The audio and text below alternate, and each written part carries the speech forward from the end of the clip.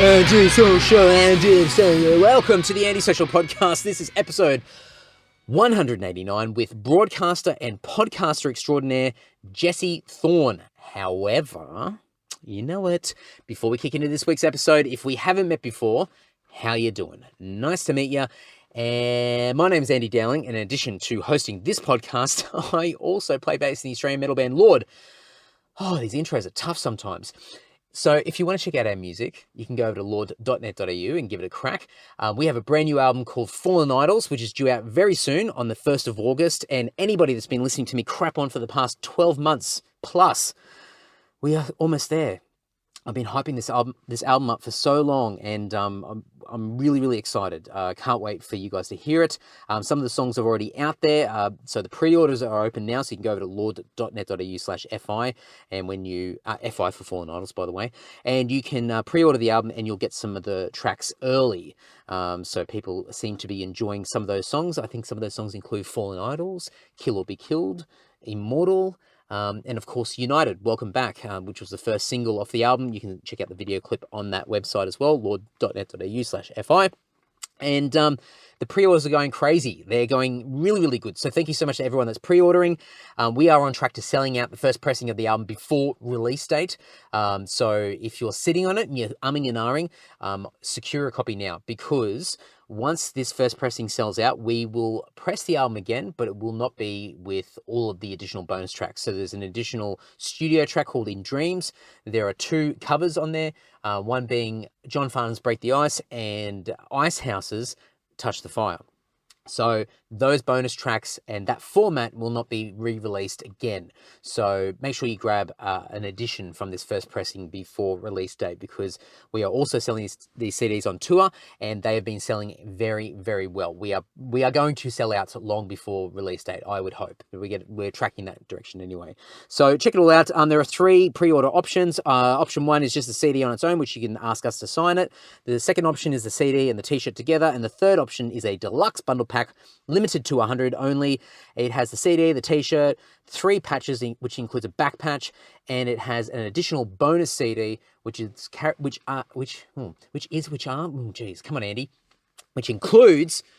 karaoke versions of the entire album, plus some additional bonus tracks on top of that as well. So only 100 copies of the deluxe bundle pack, and that is on track to selling out very quickly. We are very close to selling that out. So go and check all that out, lord.net.au. And at the time of this episode coming out, we have one more song, guys. We have one more show on the first leg of our Australian tour, which will be the 26th of July at Crowbar in Sydney. So go and grab your ticket. Go to the Lord website and you can get ticket information there, or find the Facebook event as well. If you search for us on Facebook, you'll be able to find all the event details. Grab a ticket, pick up a copy of the album if there's any left by the time that show rolls around. And we look forward to seeing you guys there. And thank you so much to everybody that came out to Canberra, Brisbane, Perth, Adelaide, and Melbourne. Some great shows there as well. So thank you very much. Now, moving along, in addition to all this stuff that I keep talking about, I also host the Self-Starter Podcast, which is all about small business, self-employment, and freelancing. So if you know somebody that needs to get out of their crappy job, or somebody that's all talk and they've got an idea that just never quite happens, they never execute or take action, Self-Starter might be for them, or it might be for you. So go over to selfstarter.com.au. Lots of great stories, case studies on people that have taken the initiative to create their own desirable lifestyle via the self-employment world. So lots of really cool insights, tips, tricks, and lots of inspiring stories. So make sure you go and check all that out. So season 2 is out now and is running until the end of December. So you can stay up to date with all of the new episodes, and season 1 is still available for people to check out as well. So go and check it all out. Check it all out. How many more times can I say check it all out? Selfstarter.com.au. Check it all out. It's the shout out segment every week. I thank some legend, some champion who supports me and the podcast, and it can be in a range of different ways. It could be a review somewhere online. It could be a recommendation. It could be a message of encouragement or a guest recommendation. It could be buying some merchandise, or, as this week's shout out is concerned, could shout me a beer via the PayPal button over at andysocial.net, or paypal.me/Andy Dowling, maybe, or just go to andysocial.net. Anyway, every week I thank one person who supports me, and it's just my little way of putting out on public record, saying thanks, giving back just a little bit, and it gives me an excuse to find some crap, some shit lying around my house that I'm trying to get rid of and might be of interest to somebody else. So every week I'm sending out little thank yous out to the post, and lots of weird and wonderful things shooting through the mail to different people that are supporting me. So this week's shout out is for Pat Covey, I think, from Wakefield in Massachusetts in the US of A. A few US people are getting some shout outs as well, which is really cool. Pat gets a shout out because he gave me a beer shout. So the way that the beer shout works is that if you shout me a beer via the PayPal button over at andysocial.net, that money will be used towards my beer expense, which means that my personal money doesn't get spent on alcohol, which means that personal money can be spent on the podcast. A very indirect and roundabout way of supporting the podcast. Don't worry, guys, it actually funds the podcast directly. But you can shout me a beer via the PayPal button, and that's exactly what Pat's done. Thank you so much, Pat. I really appreciate it. Shoot me a message when you hear this little shout out, and I will, I've got an idea. I've got an idea of what I can send you in the post. So shoot me a message and I'll hook that up and get it out to you ASAP, all the way to Wakefield in Massachusetts. So there you go. Very cool. In addition to all of this stuff, I also have a portal, a page that has links to all of my online e-commerce platforms. I sell heaps of shit online. So whether it be the band and our label, Dominus Records, over at Bandcamp, I've got everything there. I've also got my eBay store and Discogs store as well. So if you go to andysocial.net/buy stuff, or if you have any troubles getting through, let me know. I'll flick you some direct links. But if you go there, you'll find all of these different portals to all these different places that I sell lots of different things. In particular, eBay, Jess and I, we just are constantly decluttering our house, and we find lots of interesting and useless crap, unwanted gifts. Sorry, folks. Clothes, music memorabilia, lots and lots of knickknacks and stuff is over there, so you can go and check that out. And Discogs has a large chunk of my music collection on there. I think about 1,800 items are currently up for listing over there. And I was recently in Japan about a month ago and picked up some new goodies, some new Japanese press albums, which are all on Discogs there as well. So you can go over there, check it all out, andysocial.net/buy stuff, and have a squiz. And a few extra little shout outs just for my way of saying thank you for people that buy from all these different platforms. Here we go. Nathan from Lismore Heights in New South Wales, again, champion. Annette from, I can never pronounce this place, Eldersile in New South Wales. Oh, God. Mikolov from Zabki in Poland. Tristan from West Palm Beach in Florida. Joe from Canberra in the ACT. And my mate, Maximiliano, once again from Revere in Massachusetts. What a legend. Max, you got to keep buying stuff so I can keep saying Maximiliano. What a legend. So thanks, folks, for buying stuff from the platform. And I must say, anybody that hears me crapping on and continues to hear me crap on this podcast and in these intros and decides to buy anything from any of these platforms, please make a mention that you heard me crapping on about it, because I will add some extra goodies in with your order as well. So make sure you do that. You can get some extra free stuff. So go over and check it all out. andysocial.net/buy stuff. Episode 189 of the podcast this week is with public radio broadcaster extraordinaire, podcast kingpin, whatever else you want to call him, Jesse Thorn. Great description, isn't it? Jesse Thorn, for people that aren't from the US, might not be completely familiar with him, but you soon will be. Jesse has been doing podcasting since, well, podcasting became a thing. And he's also been on national public radio in the US, I'm probably getting the terminology wrong, for a long, long time, and has got a great following. Jesse is a part of a whole range of different podcasts, probably most notably known for Bullseye, which was formerly known as The Sound of Young America. He's also on Judge John Hodgman, Jordan Jesse Go, and also the podcast that I discovered him on, which was The Turnaround.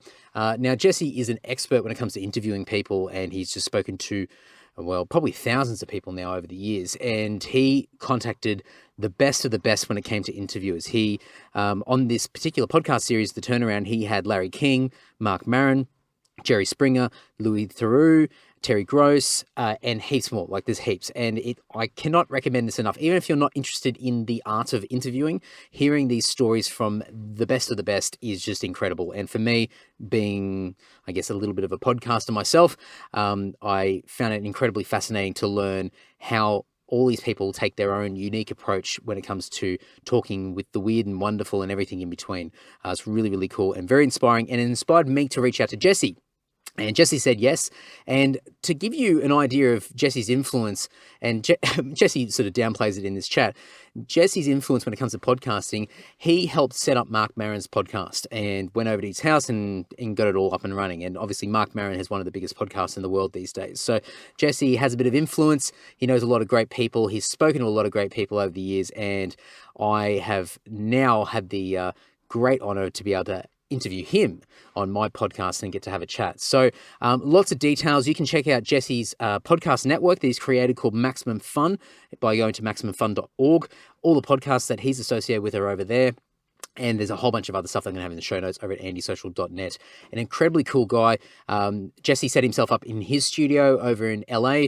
I set myself up in my studio in Bomaderry, which is really my office, and we had a great chat. It was a really, really fun chat. He's an incredibly intelligent guy, and I was absolutely stoked to have the opportunity to chat to him. So enough crapping on for me. Please enjoy this amazing episode with Jesse Thorn. Yeah, I mean, I started podcasting when podcasting started. I mean, I'm talking about something like 8 months after podcasting got invented.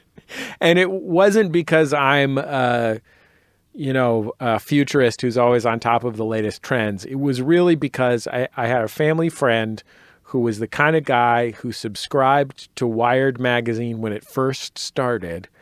And he had heard about podcasts and he knew I was doing a community radio show, and he emailed me and said, you should look into this thing called podcasts. And at first, at the very beginning, you had to hand code your RSS feed, and that was beyond my technical abilities.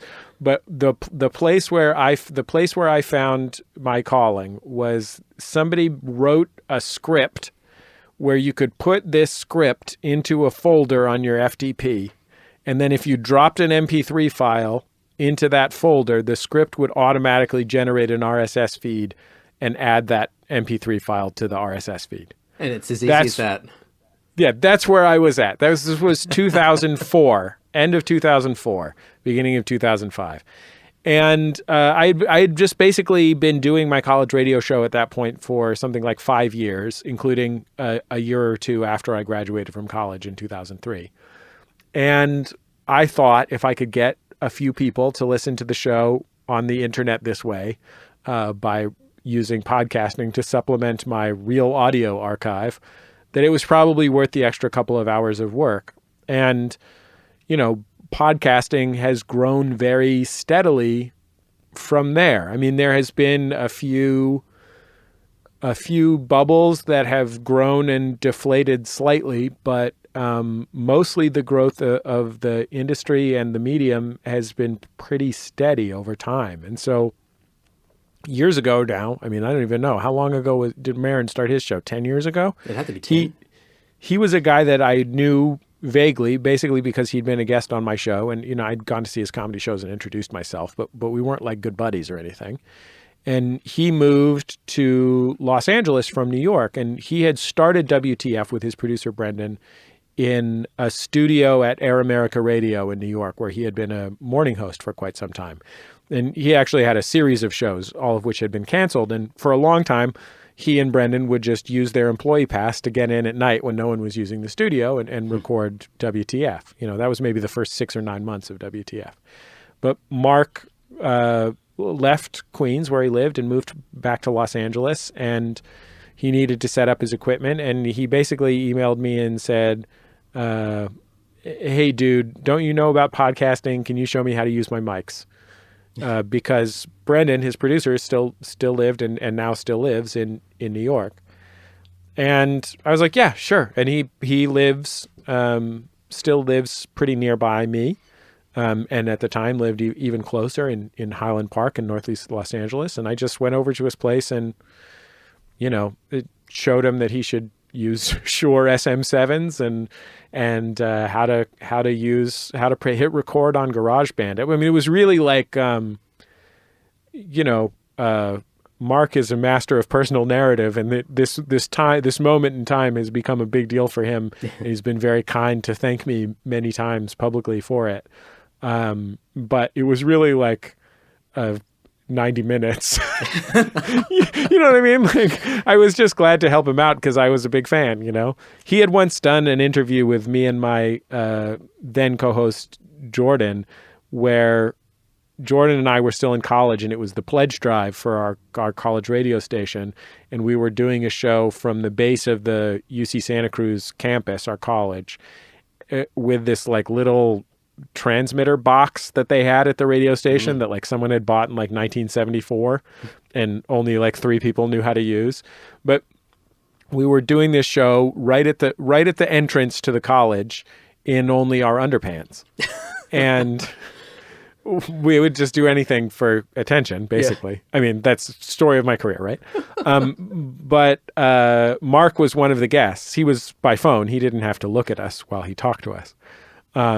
I still feel very bad because we had one guest who came in person, the guy who created the documentary and eventually festival Afropunk. And that poor guy in his, punk rock double rider jacket had to stand there doing a serious interview about the intersection between race and punk rock with 2 dipshits wearing tighty whities and only tighty whities. But Mark had done that. I'd had Mark on the show a few times, and I just, I had a tremendous regard for his talent as so many did then and even more do now. And I was just glad to lend him a hand. And then, cut 2 years later, and he interviewed President Obama. It's not bad. On the microphones that I helped him pick out. And he thanked me at the end. And I, the only time that I've ever gotten more congratulatory text messages in my career than the time Mark thanked me after interviewing President Obama was the time when Howard News, the news show on the Howard Stern satellite radio channel that's all about Howard Stern. It's only Howard Stern related news. Yeah. It's not news. It's not general news from a Howard Stern perspective. It's news that is about Howard Stern. Picked up that I had mentioned one time what a good interviewer he was. And like 7 people texted me like, I heard you on Howard News. Yeah. So, I mean, these are the highlights of my career, man. It sounds like what I've achieved. It sounds like me with your Google alerts where you put your name in there as keywords. And you get your little prompts coming up and go, oh no, it's a different Andy. It's not me. Damn. Yeah. Yeah, just getting Google alerts for Jesse Thorn, the Mormon folk singer. Mistaken identity. Going back a little bit, I mean, a bit of the OG story. Had you always been sort of fascinated with, I guess, communication or even sort of going down that professional path of broadcasting? Was that something that was always sort of in your vision that you had a fascination with, or was it something that you fell into? It's more something that I fell into, although I can certainly find its roots in my childhood. I went to an arts high school. If you've ever seen the movie Fame, that is, I didn't go to that one, but I went to the San Francisco version of that, a school called San Francisco School of the Arts, a public school where you have to audition to get in, and you spend half of your school day working on a specific art form. And I did theater. And I am, to be frank, not a great actor. But I always loved performing. I didn't love acting necessarily because you have to have too many feelings, basically. And I'm afraid of my feelings. But when I got to college and I knew by then that I didn't want to be a straight actor, I started doing comedy. And I did improv comedy in college and sketch comedy after college. And I think I'm 37, and if I were 5 years younger, or maybe even 3 years younger, I might have been part of the generation that could afford a decent video camera. But I am just on the edge of, when I was in college, a decent video camera still cost $5,000 or $3,000 rather than $1,000, where you could kind of imagine actually buying one. And, or, today the equivalent technology is $50. So, the film program, there was no TV station at my school. The film program was the kind where you get to touch a film camera for one semester of your senior year. And one day I was listening to the campus radio station and I thought, oh, I should go there and find out how that works. And I saw, and I was like, oh, that looks easy. Not the broadcasting part, but just like the manipulating the soundboard. Yeah. It was like, oh, so up is louder. Great. I can do that. You know what I mean? Sounds like my life. Just turn it up. Yeah, That's all. Exactly. And I bought This American Life, the great American radio show and podcast that I think actually runs in Australia. It does. One of the only American public radio shows that runs in Australia.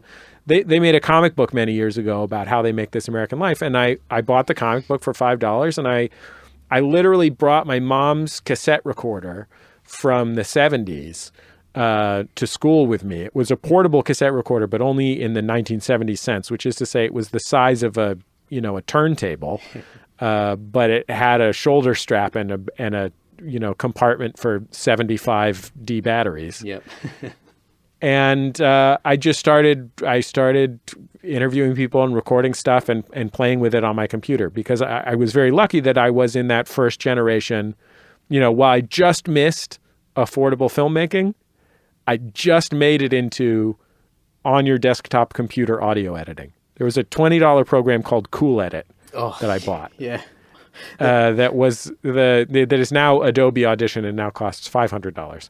But that $20 program, I was like, this is like word processing. I can figure this out. And I started a college radio show. I used the Cool Edit Pro, but I think there was like a really horrible free version that gave you like one track that you could use. And I tried to loop guitar because I'm a musician. And it was just this horrible thing where I was sort of using a computer microphone and trying to layer things over and over again. I was just too tight to go and pay the $20 to buy the main version. You just worked with what you've got, and then obviously it goes from there. But I mean, I was I say like I didn't have a plan. I'm going to become a radio host. Yeah. As much as I had a plan where I did know that I enjoyed performing and I enjoyed doing comedy and. That's still a big part of my career. But when I look back at it, when I think about my childhood and teenage years, both of my parents were public radio listeners. So that was sort of the soundtrack of my childhood. I grew up listening to the American show Car Talk and a CBC science show called Quirks and Quarks. I remember very vividly. I remember a CBC show called As It Happens, which is still running, a news show. And to this day, like I find myself singing their theme song, which is this song called Curried Soul. I bought the album that it came from. It's called Curried Soul. It's like a flute funk song. And anyway, I listened to a lot of public radio as a kid. And then I grew up completely obsessed with baseball, and baseball is the great, as far as I'm concerned, the great radio sport. It's a sport that is as enjoyable to follow on the radio as it is in any other medium, including in person. And just because of the way it moves, essentially. And, I spent so many hours listening to ball games, and I think those things combined with the fact that I also I have severe chronic migraine headaches. And so I would take my medication and I would get kind of zonked out, and I couldn't watch things because I just couldn't look at a screen when I had the headache. So I just spent hours and hours and hours listening to every This American Life or listening to every comedian that had ever been on Fresh Air, on these real audio streams. In the relatively early days of the web, just because that was the only thing I could do to pass the time while I was suffering from these migraine headaches. So it does have it, like broadcasting did have these weirdly intense emotional roles in my life that I now realize, oh, maybe that's why I went into broadcasting. When you started walking around, interviewing people and speaking to people, sort of doing this reflection, was it sort of to scratch an itch where you enjoyed talking to people, or did you have this thirst for just being curious about what other people thought and their opinions? Was there something that sort of initially grabbed you as far as that appeal? I had a friend who had this really complicated and specific dream where he had paid, if I remember correctly, he had paid Keith Richards to bone him. And it was so strange and complicated that I thought I would love for this to be a This American Life piece, this dream. So I recorded him telling this story a couple times, and then I started editing in, Ray Charles singing God Bless America and stuff like that. That was the first thing that I ever made. We ran that the first time we went on the air, just this thing. And years later, I'm talking about 5 years ago, he emailed me. His name's Noah. He was a friend of mine from college, and he emailed me. He said, "Hey, man, I work in politics now. Do you think you could take my last name off of the web page that has that thing you made in college in it?" And I was like, "Yeah, I could do that. I don't need to torpedo your career with this story of the time you had this dream." I think maybe Keith Richards was also huge. I can't remember exactly the specifics of it, but it was called Noah, last name, American Dreamer. Oh my God. And does that still exist online? I'm sure it does. Yeah. There's like, someone sent me a link to the old theme music of our show. Like, I think that literally there are still real audio files up on my web server that I put up there in 19 years ago. Wow. 18 years ago, maybe. Have you found, you've spoken to so many people over the years, and one thing that I've sort of noticed, because I started podcasting about 4 years ago, and before that, most of my life had sort of been revolved around being a musician and sort of living in that world and that identity attached to it. And one of the things that I sort of had to get used to is, I guess, removing a little bit of that ego, where you're putting the other person sort of in the spotlight a bit and letting them have a chance to be able to talk and go through things. And one of the challenges that I've had is that sort of situation where, in hindsight, after the fact that conversation has taken place, that people come back to you and say, "Oh, I'm not happy with something that I've said," or "Can you remove like my surname or remove the entire thing?" And obviously, when it happens just after the conversation's taken place, it's easy. You just edit things and fix them up and make sure that that person's happy. But when things happen a long time after the fact, do you still have these encounters where people will come back years later and say, "Oh, this thing still exists on the internet. Is there anything that we can do to fix it?" Or are people sort of just getting used to the fact that everything's sort of online these days? I think people are usually comfortable with the conversations that we have. I don't generally interview what you might call newsmakers.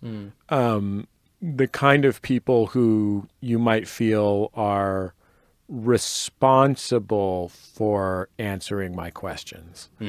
I am not talking to politicians about why they voted for a certain bill and they owe the public an answer. And for that reason, generally speaking, I will tell people, if I ask you a question that you feel is too intimate, you can tell me, "I think this question is too intimate." And I will not put it in the show.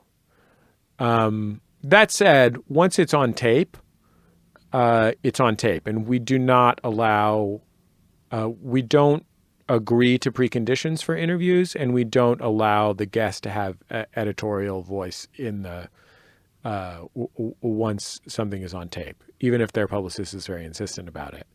And that's partly our choice. It's also the editorial standards of National Public Radio, which distributes my show Bullseye. But it's very, very rare. Like, I think one of the reasons that I give people that permission is because I think it makes them feel more likely to share information than less, like because they don't feel like they're being trapped or tricked. There have been a couple of instances in my career where people have asked not to talk about something. Fred Willard asked not to talk about a situation where he was arrested in an adult movie theater. And he frankly after he said that he didn't want to talk about it, he said, this is the situation. He had a lovely answer. And I said, I said to his publicist, like, hey, I would love to just run that. Like, I feel like it's a really good answer. And she was like, he doesn't want to talk about it in public. And I'm not here to shame a comedy legend over going to a porno theater. I don't care if he went to a porno theater.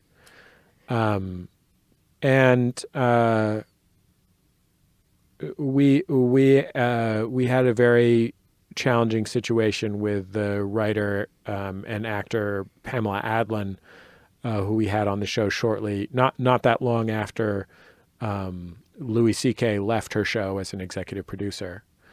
But generally speaking, when you give people that opportunity, it makes them feel more comfortable to share something rather than less.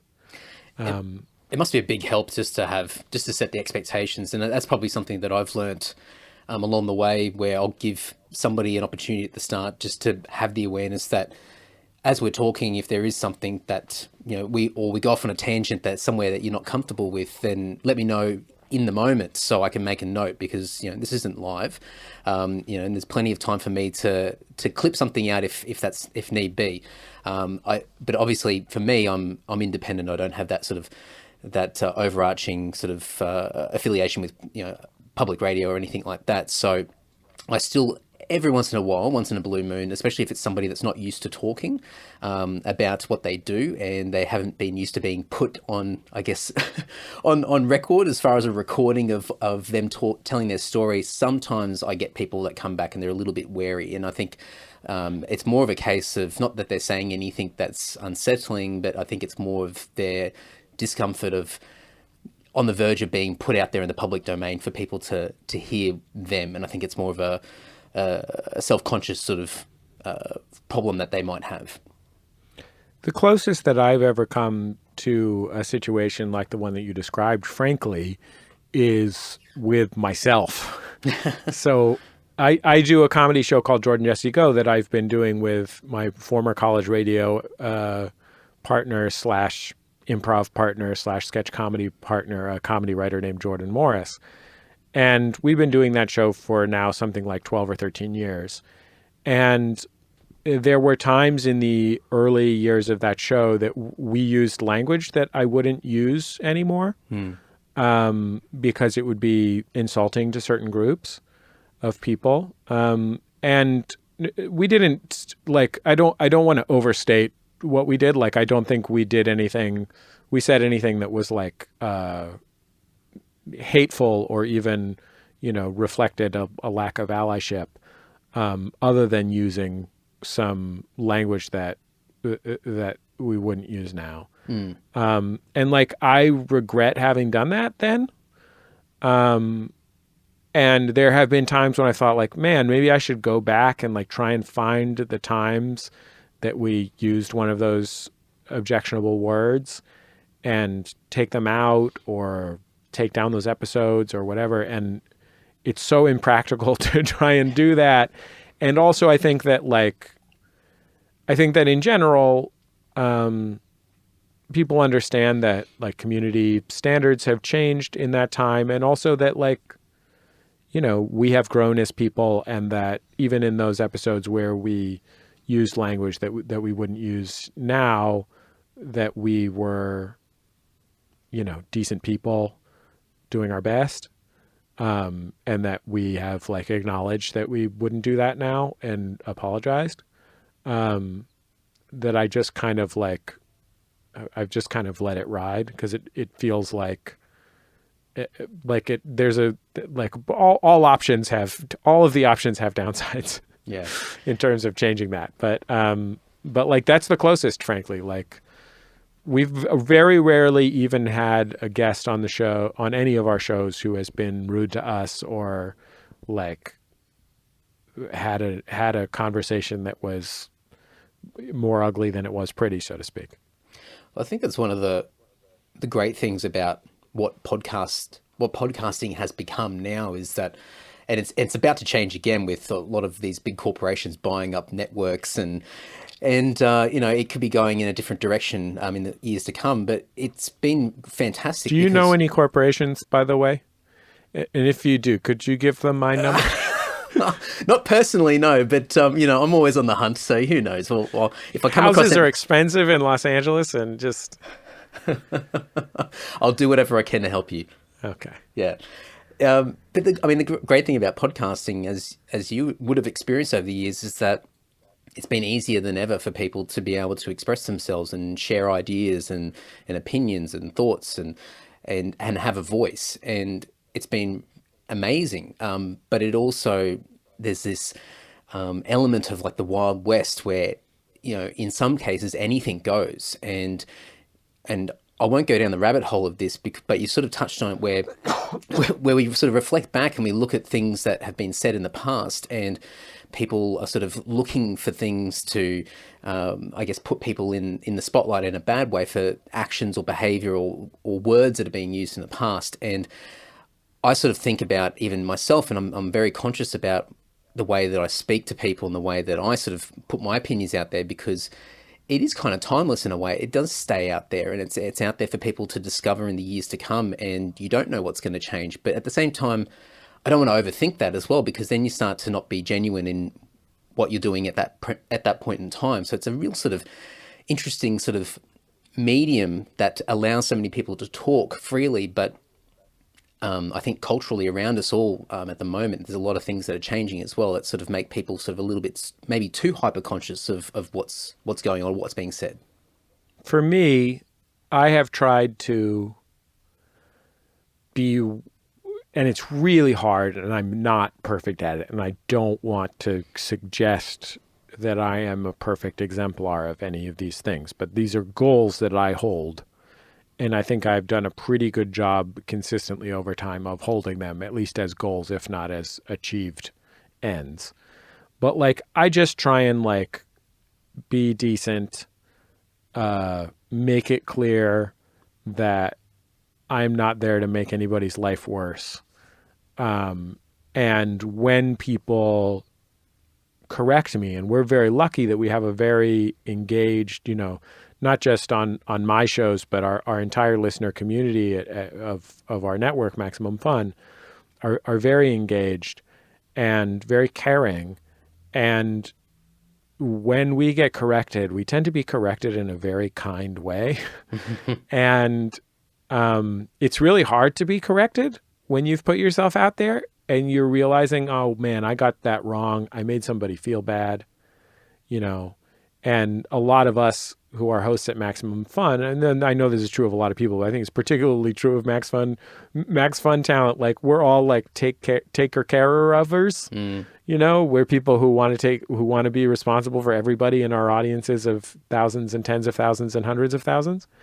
But like, you just listen and try and like do your best. And like, that's the thing that, that moves me forward. Like, I know that in the golden age of ironic racism, when Sarah Silverman was king, and Sarah's still a great genius, but, in 2006 or 2004, like, I definitely engaged in ironic racism that I wouldn't engage in now, because I like, I can understand that even if it has a clear structure, like, it just feels bad to people, even if it's not everybody, and like, that's not my goal, right?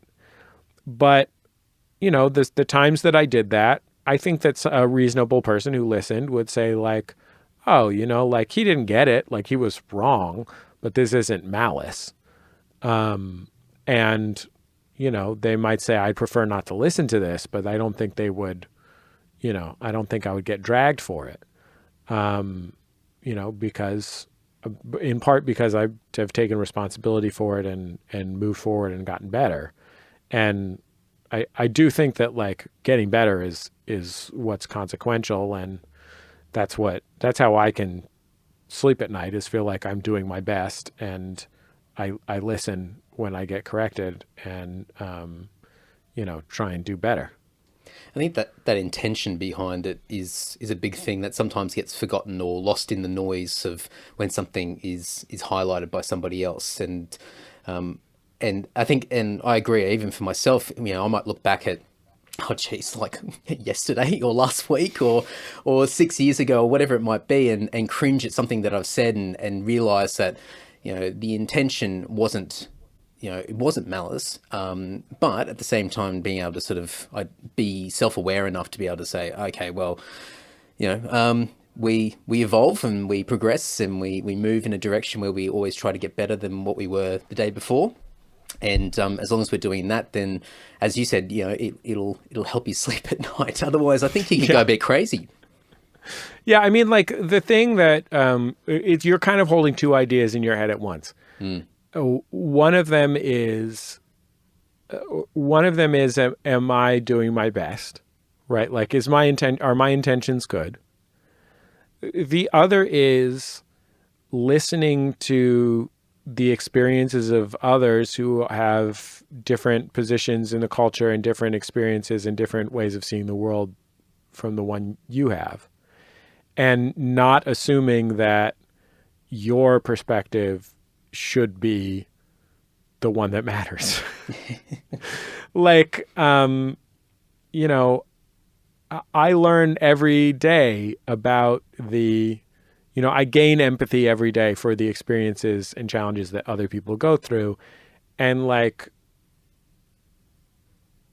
I know that like, if 10 years ago I used the R word for developmentally disabled people in casual conversation, probably not describing a developmentally disabled person, but, describing something I thought was dumb. Like, I know that I meant no malice towards developmentally disabled people or their families.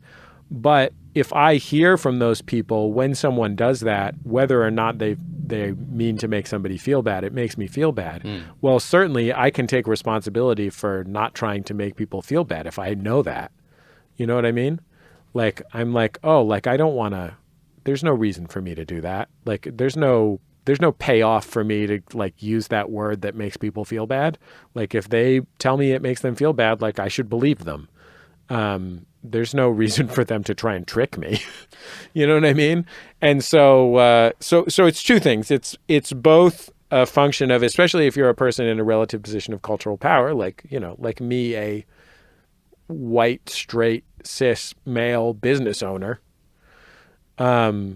It's both ensuring that you have the best of intentions, but also ensuring that you're giving yourself room to listen to others and their experiences and take their experiences into account to the best of your ability. And then I think beyond that, you do have to let yourself off the hook.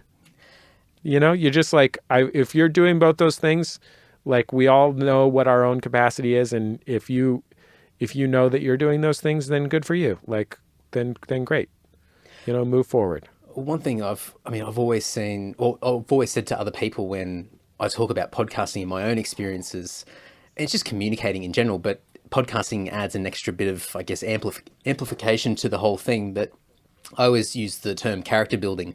I'm constantly getting challenged in really uncomfortable ways at times, where I'm sort of, there's almost a mirror being put in front of me where I'm looking at myself and going, oh, I don't know if I like that. Oh, I've got an opinion here that sort of is different to what this person is saying. And I don't know if I like the way that I'm feeling about it. And so there's been many a times over the years where I've sort of been listening to somebody talk and they're making sense, or I'm understanding it from their perspective and I'm getting that empathy and I'm working that muscle.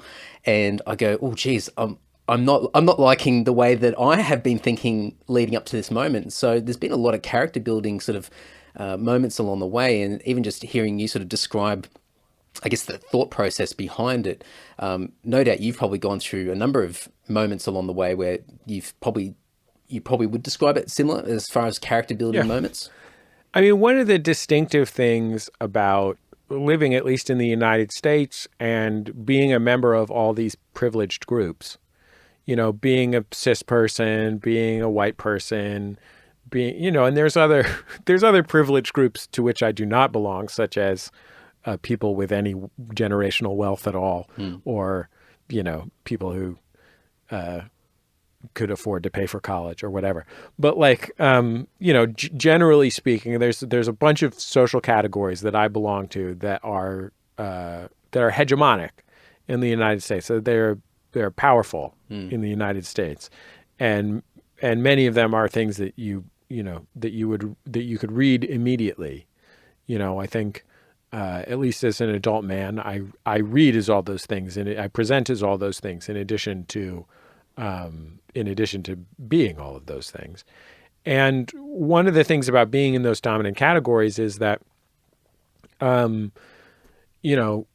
you are the majority, because you have hegemony, because your group is the one setting the rules for social interaction, for cultural interaction, you often don't see those structures in the way that people who are not in those dominant groups do. And you have to take action to engage those structures, recognize those structures, and understand them proactively, affirmatively, so to speak. So for me, this is by the way, speaking of tangents, but my friend Lisa Hannawalt, who is hosts a show on our network called Baby Geniuses, and is a brilliant comics artist, recently premiered a show on Netflix called Tuca and Birdie, and it's a great show. It's so brilliant. It's so amazing, and Lisa is a real genius. And it's an animated show about bird people, basically. Love it. That doesn't begin to describe it, but that is an accurate description of it. It's an animated show about bird people in a bird town. And there is a storyline in the first season, the one that just went up on Netflix, that is about one of the two protagonists, Tuca, going through experiences of kind of sexual objectification in life and work. And it was very visceral watching it. It's a comedy show and a silly comedy show, but it's a very visceral feeling watching these discomforts that I have almost never experienced. I've almost never been in a position where I had to worry about myself with regard to sexuality at work, for example, which is a big theme there. And I felt it watching this show, which is, why art is good. And it made me think about two things: what it must be like for, half of the people who surround me on an everyday basis, that this is an active part of their experience, and that I had never had to engage it, and I'm 37 years old, except in the most abstract terms. I understood it was a thing. I'm not an idiot, but I had never felt it in that way. And, in comedy, there's this big debate about rape jokes, right? And my feeling about it is this: I understand intellectually that you can make a rape joke that is anti-rape, depending on its structure. Jokes have targets, and you can punch up instead of punching down. Is the lingua franca of comedy. There's ways to structure righteous rape jokes, right? But when you are in a room of 200 people, and 1 in 5 of the women in that room have been sexually assaulted, and it is an actual major trauma generally, then that of those 200 people, there are 20 people in there who have been sexually assaulted. And if they are telling you don't make jokes about that, it doesn't really matter if it's righteous or not. Like, it matters. It's better if it's righteous, I guess. But the relative values are not that important. You know what I mean? Like, it's mostly like people being like, you know, my dad has post-traumatic stress disorder from war. And my dad's post-traumatic stress disorder was triggered by, I mean, among other things, grocery store delivery semis that would occasionally drive past our house, right? And if I had the means, like, they're not malicious. They're just delivering groceries. They're trucks. You know what I mean? Like, they're the furthest from a malicious thing in the world. They don't even have brains. And they're delivering food, right? But like, if I had the means to say, like, you know, to offer my dad a trigger warning, hey, a truck's about to drive past, it would have made his life a lot better. And it was a big deal in his life, like, not the hugest deal ever, but like a significant thing. And that standard is the kind of standard that I'm talking about. Like, if when people say like, oh, how come we have to have trigger warnings in classrooms? It's like, well, if you're going to show a depiction of sexual assault, and you know that in that classroom, it's likely there are some people who have been sexually assaulted, why wouldn't you give them a heads up? Some of them might feel comfortable with it. Some of them might not. You're just being a considerate person. And that's the standard. Like, that's the secondary. That's like what people are asking for is like, hey, like, listen and be considerate. Like, you don't have to be, I don't think anyone is asking anybody to be perfect or whatever. Like, I don't think that's the thing. I think it's mostly just like, hey, like, there are some things that are important that you might not have considered. Try considering them. I think there's definitely like and not in a bad way, but I think there's a level of responsibility that comes with, well, all of us anyway, in everyday life, just communicating to each other. But I mean, especially when you're putting yourself, you're recording yourself and putting yourself out there as well, where, you've got to cover those basics of being considerate and thinking of other people and having a level of self-awareness that you can have the right intention to make sure that you're communicating in the best possible way that you can communicate at that point in time. But I think a lot of people don't think about that. I used to do this talk called Make Your Thing that's about creating independent media. And, if anybody wants to watch it, you can watch it on YouTube. WNYC taped me doing it one time. But I used to do this talk, and one time I did it at the Calgary Folk Festival in Calgary, Canada. And they have this, like, it's a big concert. The headliners were Roberta Flack and I can remember who else, but huge, 50,000 person in a field concert. But before that, they have this like songwriting camp / music biz camp for professional musicians and so on and so forth. And I did the talk in this context. And when I finished the talk, and that context for this is I'm a big white dude and I was wearing a suit.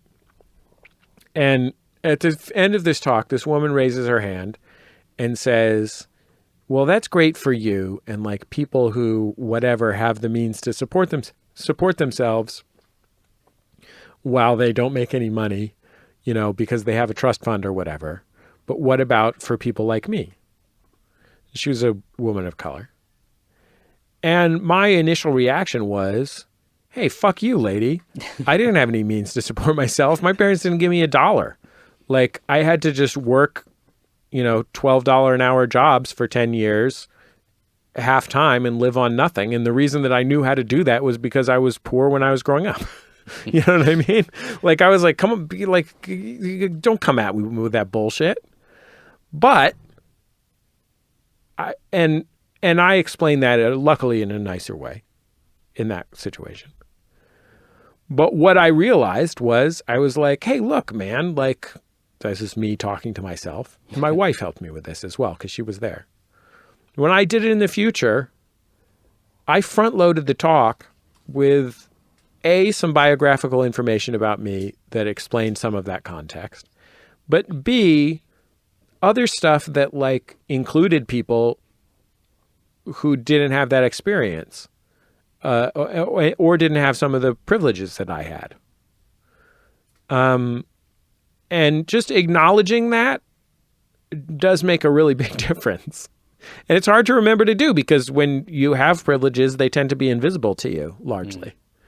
That's right. We live in our own heads, don't we? We literally do. But, right. Yeah, totally. And so it's very hard. I think our default is to sit inside that, and that's our comfort zone. And we don't often look around at what's going on around us and other people until, unfortunately, something goes wrong. And then you react rather than being sort of proactive and sort of preempting things and making sure you give context and explanation. But a lot of us we've started the sentence in our head and we finish off the second half of that sentence out loud, and people look at you and go, I don't get it. Yeah, I mean, I live in the United States, and whatever, 60% of Americans are white people, right? And we hold most of the wealth and power. And like, I know that if I'm on trial for something, that, 2/3 of the people there are going to be white, and they're going to get my whiteness. They're going to share broad outlines of my cultural perspective for that reason, right? Which a person who's a person of color, if I was, Peruvian American, I wouldn't have the reasonable expectation that there would be other Peruvians on that jury or whatever. And that comes up in 1,000 ways in our lives, right? Like, almost everybody that I interact with in power is, even if LGBTQ people were perfectly represented in power, which they're not, then still I would be interacting with 85% or 80% or whatever straight people like me who share my straight perspective and experience. And so like, it's like we're all in our own heads, but there are people who are in groups with less power or simply less ubiquity or smaller numbers who live their lives engaged with a world in which they are different in those like formative identity categories. And so they see it all the time, and like they have to grapple with it every day and think about what it means for white people to be white in a way that I, a white person, had to like tell myself to think about. You know what I mean? Anyway, podcasting. Well, I was going to say, I'm going to attempt a really good segue, because I discovered you through the podcast series that you put out a couple of years ago called The Turnaround. And it was sort of like this really interesting collection of conversations that you had with some of the world's most famous interviewers. And I'm really curious, because I sort of listened to it and I got sort of, I think I overthought everything, because suddenly I'm hearing all these different perspectives from people that are just, household names when it comes to, getting in front of people and asking questions, and all different segments of people as well. But did you find that there was common traits that were shared amongst all of these prolific people that come off that whole self-awareness, being able to, I guess, show flexibility, but to give context around the types of guests that they're speaking to? And a lot of these people are talking to a very wide mix of people from different backgrounds. Did you find that there's a common trait amongst these people? Yeah. And it seems so obvious to say it out loud. It sounds like I'm a dumbbell, but it's curiosity. And I found I felt like relative to these people that I talked to, who were, as you said, many of the, at least from the United States, like I talked to Louis Theroux, who's British. I don't remember if I talked to anybody else from outside the States, but, like when I talk to these people, even as a professional interviewer myself, I felt my own paucity of curiosity. Like I was like, to what extent do I really want to know the answers to these questions? And to what extent do I want to be a show off? And kind of, it felt like a challenge to me to like really engage with my sincere curiosity. But, the person that I felt like I learned the most from in that series, where I talked to some people, I talked to Mark Maron, but I talked to some people who are like total lifelong heroes of mine, like Terry Gross, who's the host of the NPR show Fresh Air, who's, in many circles regarded as the greatest interviewer in America, or Katie Couric, who's a morning news host and evening news anchor here in the United States, like one of the most famous television news journalists in the United States. The person I felt like I got the most from directly was a guy named Larry King, who is famous here mostly for having had a very long-running CNN interview show. Yeah. A call-in interview show on CNN, basically a radio show on television that ran until 5 years ago. And, he started his career in live call-in radio where he was doing 4-hour shifts overnight. And he is derided sometimes for being inexpert. And not unreasonably, because he sometimes is interviewing newsmakers and he maybe doesn't know enough about it to correct them or call them on stuff, But that was I knew him by that reputation, I knew him as the guy who, like, Donald Trump calls in or Bill Clinton calls in and he doesn't question their baloney if they're selling him baloney. That was his rep. But what I learned from him was he is so extraordinarily present and so extraordinarily sincerely curious. So what he would say to that question is, it is not my job. It is a different person's job to be the sorter of fact from fiction or whatever. My job is to gather the perspectives of the people that I talk to. He is not the person he is not the fact checker. He is the experience gatherer, And he said that, one of the questions he was proudest of asking was he was interviewing a famous pilot of some kind. And he said he asked him, when the plane is taking off, are you sure that it's going to take off? Which, of course, is like the dumbest, most embarrassing question ever, right? From my perspective as a person who's always trying to not look dumb. But what a great question. Like, the stakes on that are extraordinary. And you do wonder, how much does a pilot know about whether how much is the pilot just knocking on wood and crossing their fingers and hoping for the best? You know what I mean? What an amazing thing to ask. And that's only something that someone who is actually sincerely in touch with what do I actually wonder could ask. So it's still hard for me now because I want to be intellectual and structure things and make myself not look embarrassed. But the most compelling things are the things that are sincere curiosities. I wasn't able to get Howard Stern to come on the show because he's doesn't need me. Outside of his 10 seconds of content on Howard News that one time. But one of the amazing things about Stern as an interviewer, and I've never been a super Stern guy, but I'm familiar with his work and admire him. And he's a very legendary radio host in the United States. And he'll talk about how small his penis is. And then he'll ask somebody how big their penis is. You know what I mean? And on the one time, on the one time, that's gross, Yeah. Ew, gross. I don't want to talk about how big. But on the other hand, I don't know. Yeah, I guess I want to know how big somebody's penis is. You know what I mean? That is how even the question of how someone I would be, even as a professional interviewer, I'd be scared to ask somebody that question. He's not, but he's also, open enough about himself that he feels like it's fair, turnabout is fair play. You know what I mean? But that is also true for the things that other things that people are scared of that are less, intimate.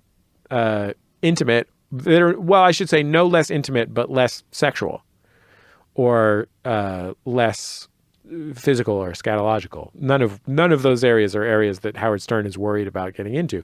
But he's also brings the same attitude towards, fear of performing or the ways your parents traumatized you.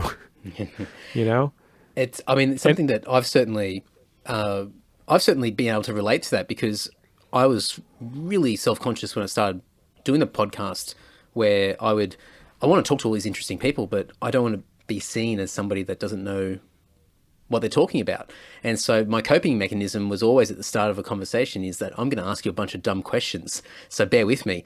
And in hindsight, the questions weren't as dumb as what I was hoping, or not what I was hoping, what I was expecting, I should say. But after a while, I actually started to really get excited about asking what could be perceived as dumb questions, because I knew there was a lot of other people out there that were listening that would never get the chance to ask a question, either because they weren't going to have that conversation with somebody, or they were too scared to ask a question that may make them feel like they're being, that they are dumb. So now I'm almost trying to find those really innocent questions that are genuine and actually come from my own curiosity, where I go, let's ask this question and just see what happens. And I'll cringe when I ask it, but it could be some gold that comes out of the back of it. Yeah, I mean, the thing that I think about sometimes is, like, maybe the greatest interviewer working in the world right now is Reddit's I Am A subreddit, which is like somebody's like, I am a guy who works on a private island, ask me anything. And then a bunch of people ask them the dumbest questions about what it's like to work on a private island. But I desperately want to know the answers to those dumb questions. Like, is there a secret place where people who work there hang out? Or like, are you allowed to smoke? Or whatever it is, whatever dumb, like, what's the craziest thing you've seen there? Whatever the things are that you like really want to know the answer, like just because of the weird structure of Reddit with the upvotes and the semi-anonymity and stuff like that, you can just ask them and people will often just answer, right?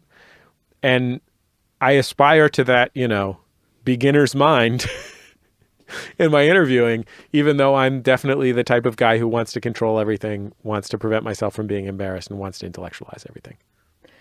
Oh, it's got me thinking. I've just been reflecting myself because it's very similar, and probably shared with a lot of people, where I think we all want to have a certain perception that's put out there, and we don't want to be judged negatively by other people, and so we put on a little bit of a face to put a certain perception out there into the public domain, which might not be 100% genuine, but it's usually a coping mechanism. And I think one of the biggest things that I've learned over the years is to be able to confidently say, I don't know, instead of just guessing or just bluffing my way through something, just being really honest and asking a question when you don't know what the answer is. And it's been quite powerful for me. Something I learned from Ira Glass from This American Life is people will match you. Like, if you show them sincere curiosity and openness, they will deliver it to you, back to you, almost invariably. They also will talk if you don't talk. That's another hard one for me. They'll fill it if you don't. And I learned that from the This American Life comic book and put it to use one day when I interviewed this woman named Betty Davis, who's like a very legendary underground funk musician, semi-underground funk musician who retired in the end of the 70s and basically became functionally speaking, a recluse, at least as far as the entertainment industry is concerned. And I got a chance to interview her. And I was like the third person who'd interviewed her in 25 years, Wow. And she talked to me like she was a recluse, because she is a recluse. You know what I mean? She was very polite. She's a kind woman, but she was answering me very plainly in single sentences. And, like I said, considerate ones, but very, very, very plain ones. And I had to force myself not to fill the gaps and just wait 3 seconds. Or that was awkward then. Oh. I started sweating just at that silence then. And let her speak and listen. Yeah. Oh. And it worked, And like, that's so hard. It's so scary. But people will return to you the energy that you give to them.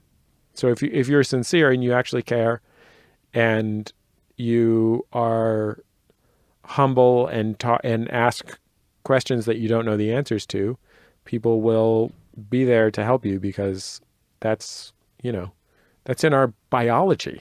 You know what I mean? That's like what makes people successful animals. Is that we care about our social structures and helping others, Absolutely.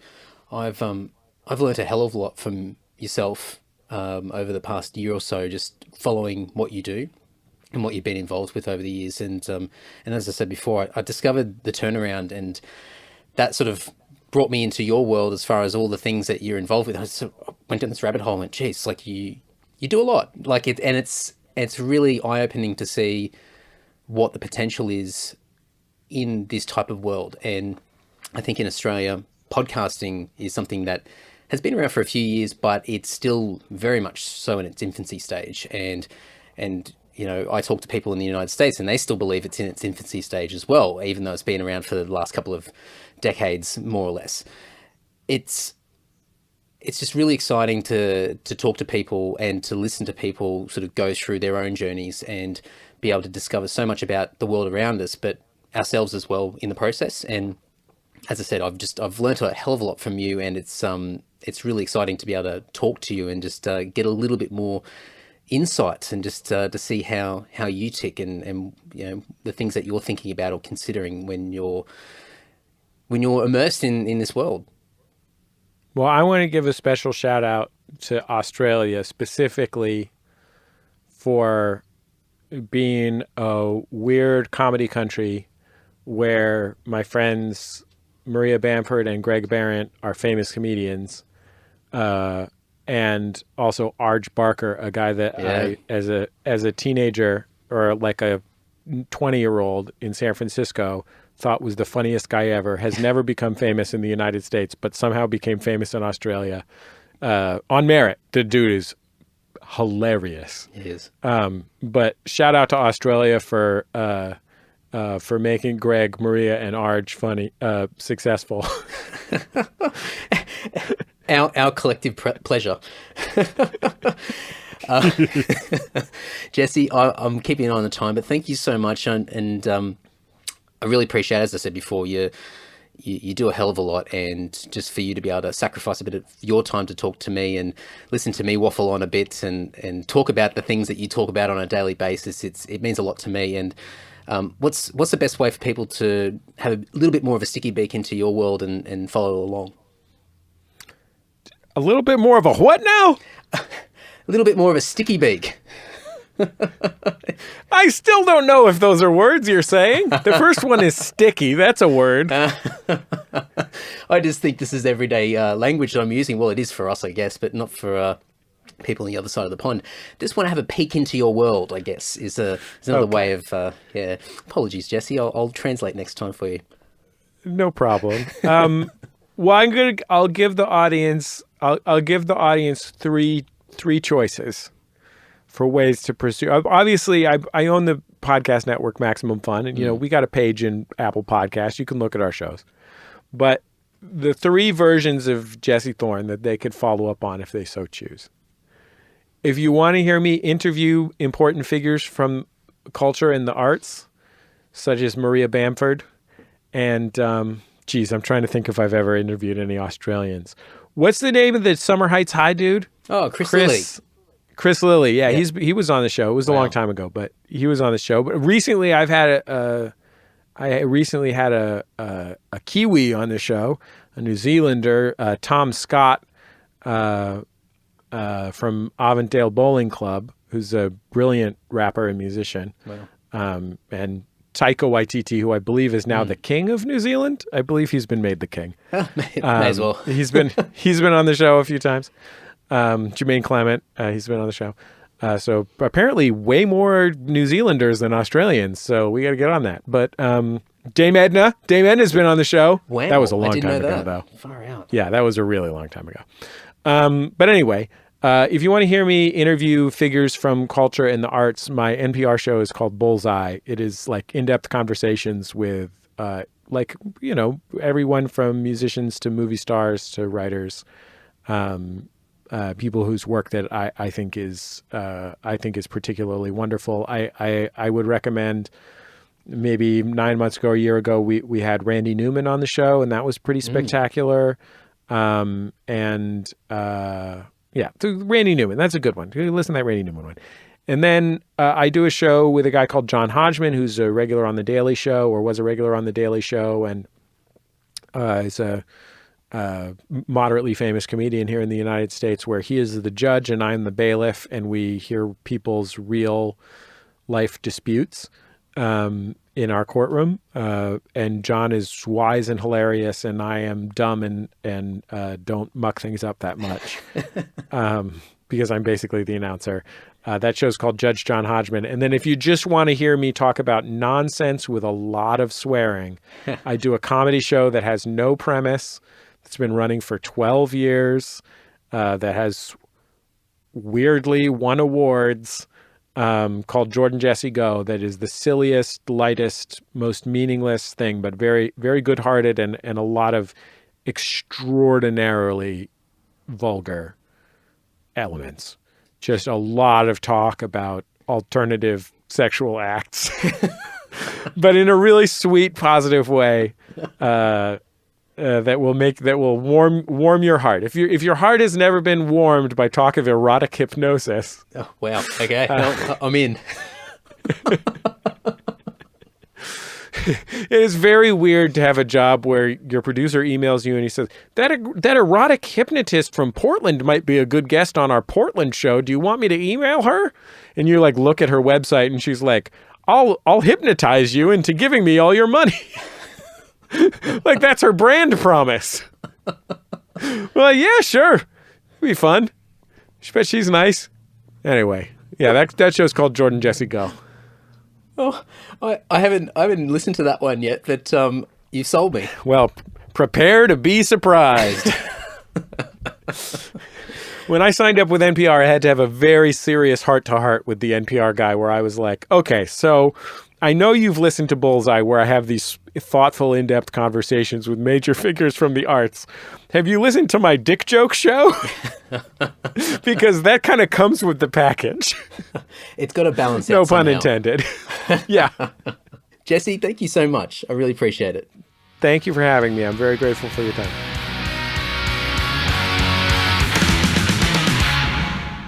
To learn everything Jesse Thorn, you can go to MaximumFun.org. That is his podcast network. Heaps of great podcasts on there, including all the ones that he's associated with. Highly recommend you checking out, Bullseye, but especially go and check out The Turnaround. The Turnaround was from a couple of years ago. It was just a short series that was released, I think about 17 episodes in total, but really, really cool. Cannot recommend that enough. And obviously everything else that is associated with it will be in the show notes over at antisocial.net as well. All right, now we're almost there, folks. A few quick updates before we wrap this one up. Lord. New album, Fallen Idols, coming out the 1st of August. Very exciting, under a month away.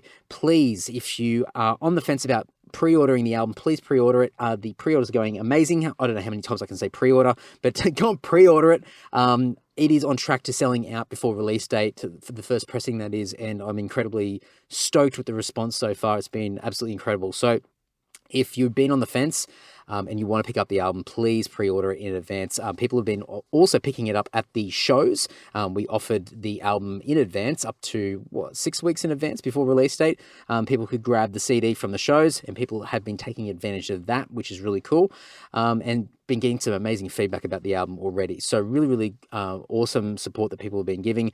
And if you are thinking about pre-ordering the album, please get out there and make that decision quickly, because it will sell out. And just to fully articulate this whole streaming consciousness that's coming out of my brain at the moment, the reason why you should pre-order is not just because it's selling out, but because this is the first pressing. And the first pressing has 3 additional bonus tracks, one being a additional studio track called In Dreams, very Iron Maiden-esque, and 2 bonus cover tracks called Break the Ice by John Farnham and Ice House's Touch the Fire. So a couple of Aussie classic songs there. So if you want this first pressing edition, which is the Australian edition, please make a decision quickly, otherwise you may miss out. The next pressing of Fallen Idols will be slightly different. Not entirely sure what it's going to be, but at the very least it will have less bonus tracks.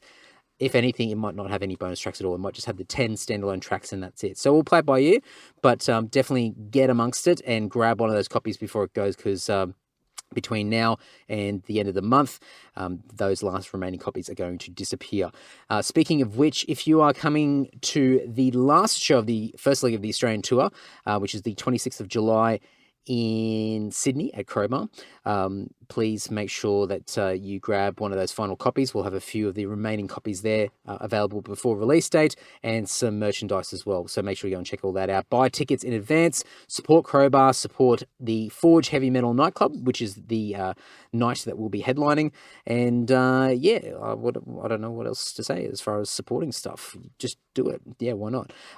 Also, massive thanks to everybody that came out to Canberra, Brisbane, Perth, Melbourne, Adelaide. Stoked, loved it. It was great to reconnect with so many great friends. We played with some incredible bands, new and old friends, and it was just amazing to finally get back up on stage and not only dust off the cobwebs, but also to be able to play some of these new songs for you all as well. And some of these songs are translating really well to the stage, and people are really getting into it. So lots of energy, lots of fun, and I'm really looking forward to seeing what this album does for us and how everybody, I guess, responds to it as well. So we'll see how it all goes. But lots happening, lots and lots of stuff. lord.net.au/FI for Fallen Idols, that is. Or hit me up directly if you need a little bit of help getting to the pre-order links as well. Self-Starter Season 2 is up. We're 3 episodes in, I believe, by the time this is coming out, and we'll be running until the end of the year. So make sure you check that out, pass those episodes around. It's a massive help when people do that, because it's reaching a lot of people that normally wouldn't know me, wouldn't know the band, wouldn't know Antisocial. So it's definitely tapping into a different audience, and the help that you guys are giving me by sharing these episodes around is doing wonders for me. So thank you so much for everyone that's doing that. More episodes to come. So just stay tuned, and you can also go back to season 1 and check all that stuff out as well. Now, a couple of last little things before we wrap it up. andysocial.net/buy stuff. Go and buy a whole bunch of stuff from me. Make sure you let me know that you heard me crapping on about this, and I'll add some extra stuff in with your orders. The podcast video series, really, really cool response. Thank you so much. So you can check that out on YouTube, or you can search for it on Facebook. Just type in like my name and getting into podcasts or something like that, and you should be able to find the 11-part video series there. Really small bite-sized chunks, about 2 minutes each. And it's a great way to get introduced into the podcasting world and how to get started with your own podcast. And mailing list, still haven't done it yet, but the mailing list will go out soon. So stay tuned for that one, and I'm looking forward to connecting further with you all. And that is it. I've had enough.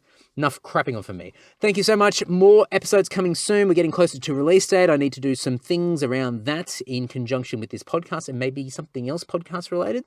Stay tuned. I cannot slow down. Anyway, enough of that. Until next week, folks. Take care. Ta-ta.